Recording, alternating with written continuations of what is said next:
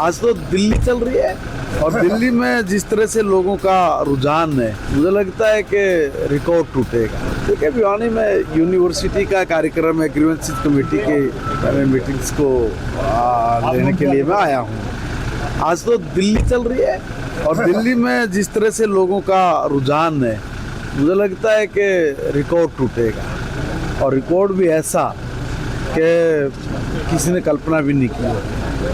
मेरी अभी कुछ लोगों से बातचीत हो रही थी, बातचीत में पता लग रहा है कि लोगों में उत्साह है। बस ये उत्साह शाम तक बना रहे।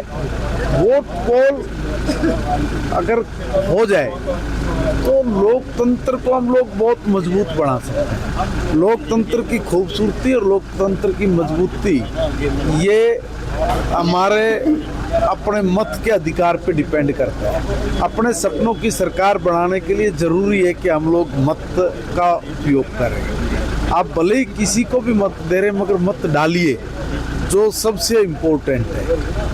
और मैं दिल्ली के लोगों से निवेदन करूंगा कि आज आप सब काम छोड़ के ये जो लोकतंत्र का उत्सव है, इस उत्सव को मनाने के लिए जरूर घर से बाहर निकल आए। निकाय चुनाव की डेट आ गई है, तो भारतीय जनता पार्टी सब सिंबल पे चुनाव लड़े। भारतीय जनता पार्टी पहले जब कुछ भी नहीं थे, हम तब भी सिंबल पे चुनाव लड़ते थे। हम भगोड़े नहीं है, भागते नहीं है, डरपोक नहीं है, डरते नहीं है। वो लोग डरते हैं जो मौके का फ़ायदा उठाकर अपने टारगेट को पूरा करना चाहते हैं। हम मौके का फ़ायदा नहीं उठाते, हम मौके आए मिले उनका सदुपयोग करते हैं। नई शिक्षा नीति के तहत 5वीं और 8वीं का बोर्ड की दोबारा सही है। राष्ट्रीय शिक्षा नीति 2020 ये इस देश के नौजवान के सपने को साकार करने वाली शिक्षा पद्धति है।